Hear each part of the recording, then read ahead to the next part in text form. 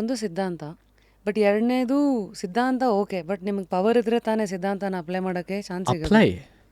Apply ನೀವು ಹೇಳೋದು ನಿಜ. ಅಂದರೆ ನಾವು ಕಾನೂನು ತರಬೇಕು ಅಂದರೆ ನೀವು ರಾಜಕೀಯ ಪವರ್ ಇರಬೇಕು. ಬಟ್ ನೀವು ಪವರ್ ಇಲ್ಲದೇ ಇದ್ರೂ ಕೂಡ ಜನ ನಿಮ್ಮನ್ನು ಗಮನಿಸ್ತಾ ಇದ್ದಾರೆ, ಎಲ್ಲ ಹೆಜ್ಜೆನಲ್ಲೂ ಗಮನಿಸ್ತಾ ಇದ್ದಾರೆ.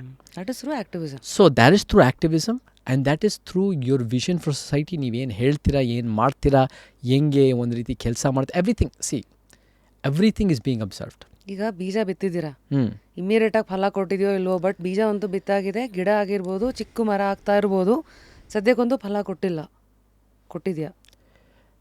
ನಮಗೆ ಜನ ನಮ್ಮ ವಿಚಾರದ ಮೇಲೆ ಕಾನ್ಫಿಡೆನ್ಸ್ ಬರ್ತಾ ಇದೆ, ಇಷ್ಟ ಆಗ್ತಾ ಇದೆ, ಇದರಿಂದ ಸಮಾಜಕ್ಕೆ ಒಳ್ಳೆಯದಾಗತ್ತೆ ಅಂತ ಅವ್ರಿಗೂ ಮನವರಿಕೆ ಆಗ್ತಾ ಇದೆ ಅಂದರೆ ಖಂಡಿತ ನಮಗೆ ಅದು ನಂಬಿಕೆಯ ಫಲ ಬರ್ತಾ ಇದೆ. ಅಂದರೆ they believing in our idea. ನೋಡಿ ರಶ್ಮಿ ಅವರೇ, ನನಗೆ ಭಾಳ ವಿರೋಧ ಬರ್ತಾಯಿತ್ತು ದೊಡ್ಡ ಪ್ರಮಾಣದಲ್ಲಿ. ಎಲ್ಲ ಕಡೆ ನೀವು ಒಂದು ಪೋಸ್ಟ್ ಹಾಕಿದ್ರೆ ಎಲ್ಲ ಕಡೆ, ಅದು ಸೋಷಿಯಲ್ ಮೀಡಿಯಾದಿಂದ ಹಿಡಿದು ಅದು ಮೇನ್ ಸ್ಟ್ರೀಮ್ ಮೀಡಿಯಾ, ಎಲ್ಲ ಕಡೆ ವಿರೋಧ ಬರ್ತಾಯಿತ್ತು. ಬಟ್ ಇವಾಗ especially in the past 1 year ಎಲ್ಲ ಕಡೆಯಿಂದ ಸಪೋರ್ಟ್ ಇಸ್ ಪೋರಿಂಗ್ ಇನ್. ನಾನು what changed according to you? According to me ಎರಡು ಮೇಜರ್ ಹೋರಾಟಗಳು ಹೆಲ್ಪ್ಡ್. ಒಂದೇನೆಂದರೆ, ನಾವೊಂದು ಹೋರಾಟ ಮಾಡಿದ್ವಿ, ಕಾಂಗ್ರೆಸ್ ತೊಲಗಿಸಿ ದಲಿತರನ್ನು ಉಳಿಸಿ ಅಂತ ಒಂದು ಹೋರಾಟ ಮಾಡಿದ್ವಿ.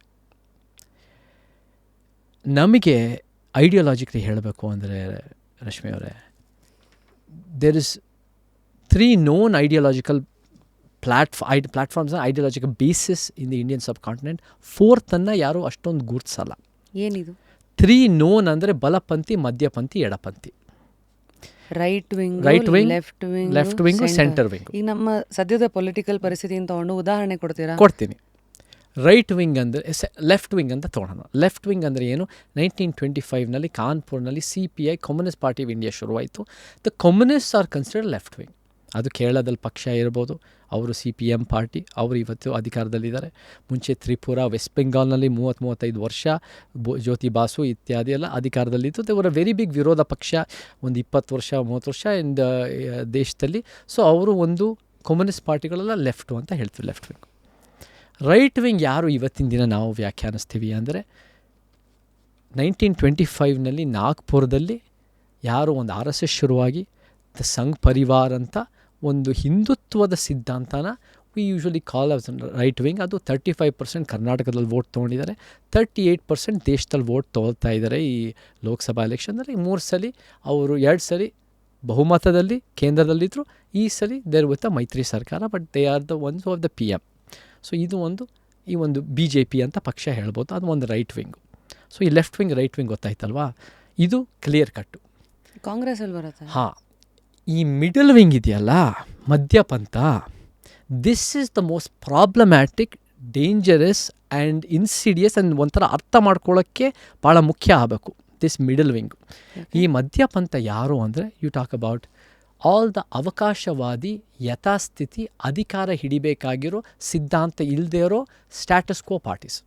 ಈ ಕಡೆನೂ ಇಲ್ಲ, ಆ ಕಡೆ ಗಾಳಿ ಬಂದ ಕಡೆ ತೂರ್ಕೊಳ್ಳೋದಾ? ಎಲ್ಲಿ ಅವ್ರಿಗೆ ಅಧಿಕಾರ ಹಿಡಿಯೋಕ್ಕೆ ಲಾಭ ಆಗುತ್ತೋ ಅವರು ಅಲ್ಲಿ ವ್ಯವಸ್ಥೆನ ಎತ್ತಿ ಹಿಡಿಯೋಕ್ಕೆ ಈ ಒಂದು ರೀತಿ ಟಿಂಕರಿಂಗ್ ಮಾಡ್ಕೊಂಡು ಹೋಗ್ತಾ ಅಧಿಕಾರ ಹುಡುಕ್ತಾ ಹಾಪಿ ಇರೋ ಪಕ್ಷಗಳು.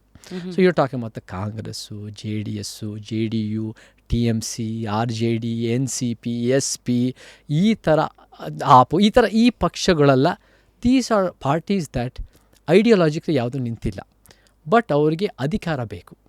ಅಧಿಕಾರ ಬಂದ ಮೇಲೆ ಏನು ಮಾಡ್ತೀನಿ ಅದು ಗಟ್ಟಿಯಾಗಿಲ್ಲ, ಬಟ್ ಅವ್ರು ಬಿಟ್ಟು ನಾವು ಒಳ್ಳೇದು ಮಾಡ್ತೀವಿ ಅಂತ ಕನ್ವಿನ್ಸ್ ಮಾಡೋದು. ಸೊ ಇವಾಗ ಇವ್ರ ಪರ್ಸೆಂಟೇಜ್ ಎಷ್ಟು ತೊಗೊತಾರೆ ದೇಶದಲ್ಲಿ? ಇವಾಗ ಲೆಫ್ಟ್ ವಿಂಗ್ ಅಂತೂ ಇವಾಗ ಕಂಪ್ಲೀಟಾಗಿ ಅನೈಲೇಟ್ ಆಗಿದೆ. ಅವರು ಇಲ್ಲವೇ ಇಲ್ಲ, ಅಥವಾ ಕೇರಳ ಬಿಟ್ಟು ಎಲ್ಲೂ ಇಲ್ಲ. ಸೊ ನೀವು 1-2% ತೊಗೋಬೋದು ಅಷ್ಟೇ. ರೈಟ್ ವಿಂಗ್ ಇವಾಗ 35-38% ತೊಗೊಳ್ತಾರೆ ಅಲ್ವಾ, ಕರ್ನಾಟಕ ಮತ್ತು ದೇಶದಲ್ಲಿ. ಸೊ ಅಲ್ಲಿ 38 ಅಂತಲೇ ಇಟ್ಕೊಳ್ಳೋಣ, ಇಲ್ಲಿ 38-40, ಮಿಕ್ಕಿದ 60-65% ಈಸ್ ದಿಸ್ ಯಥಾಸ್ಥಿತಿ ಸೆಂಟರ್ ವಿಂಗ್. ನಾವು ಇವಾಗ ಸೊ ಇಲ್ಲಿ ಒಂದು 60-65% ಇಸ್ ದ ಸೆಂಟರ್ ವಿಂಗ್. ಅವ್ರೇನು ಮಾಡ್ತಾರೆ ಅಂದರೆ ಬಣ್ಣದ ಮಾತಾಡ್ತಾರೆ, ಯಥಾಸ್ಥಿತಿ ಹಿಡಿಯುತ್ತೆ, ಜೀವನಕ್ಕೆ ಯಾರ ಜೀವನಕ್ಕೂ ಒಳ್ಳೇದಾಗಲ್ಲ, ಅವ್ರು ಅದರಿಂದ ಬೇರೆ ಬೇರೆ ಕರಪ್ಷನ್ನು ಬೇರೆ ಬೇರೆ ರೀತಿನ ಅವ್ರು ಬೆಳ್ಕೊತಾರೆ, ಒಂಥರ ಅಧಿಕಾರ ಹಿಡಿತಾರೆ. There is no transformation. ಈ ಇಬ್ಬರು, these are two justice medium, right wing left wing, they fight for justice. ಅವ್ರ ಜಸ್ಟಿಸ್ ಪರಿಕಲ್ಪನೆ ನಾವು ಒಪ್ಪಲ್ಲ, but they have good cadre, good ಸಂಘಟನೆ ಇತ್ತು ಒಂದೊಂದು ಕಾಲದಲ್ಲಿ ಕಮ್ಯುನಿಸ್ಟ್ಗೆ, and of course Hindutva is good cadre, but ಐಡಿಯಾಲಜಿಗೆ ನಾವು ಒಪ್ಪಲ್ಲ. ನಾವು ದಿಸ್ 99-100% ವೋಟಿಂಗ್ ಬ್ಲಾಕನ್ನು 3 right wing, left wing, central wing ಬಿಟ್ಟು there is an alternative ideological paradigm Karnataka ಮತ್ತು ಭಾರತದಲ್ಲಿ. ಅದನ್ನು ಯಾರು 20ನೇ ಶತಮಾನದಲ್ಲಿ ಅದನ್ನು ಯಾರು ಪ್ರಸ್ತಾಪ ಮಾಡ್ತಾರೆ, ಯಾರು ಪೊಲಿಟಿಕಲ್ ಮೂವ್ಮೆಂಟ್ ಮಾಡ್ತಾರೆ, ಗಟ್ಟಿಯಾಗಿ ಸಕ್ಸಸ್ ಮಾಡಿದ್ದಾರೆ ಅಂದರೆ ನಮ್ಮದು, ನಾನು ಅದನ್ನು ಟ್ರೂತ್ ವಿಂಗ್ ಅಂತ ಕರಿತೀನಿ, ಅದು ಬಾಬಾ ಸಾಹೇಬ್ರು ಅದನ್ನು ಭಾರತೀಯ ಪಂಥ ಅಂತ ಕರೀತಾರೆ.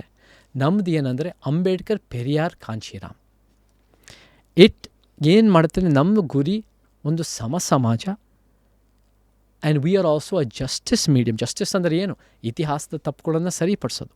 ಸೊ ನಾವು ಇಡೀ ಅನ್ಯಾಯದ ವ್ಯವಸ್ಥೆ ವಿರುದ್ಧ ಸಮ ಸಮಾಜಕ್ಕೋಸ್ಕರ ವೈಜ್ಞಾನಿಕವಾಗಿ ಯೋಚನೆ ಮಾಡಿ ಸಂವಿಧಾನನ ಕಾರ್ಯರೂಪಕ್ಕೆ ತಂದು ಒಂದು ಉತ್ತಮ ಸಮಾಜ ಕಟ್ಟೋದೇ ನಮ್ಮ ಉದ್ದೇಶ.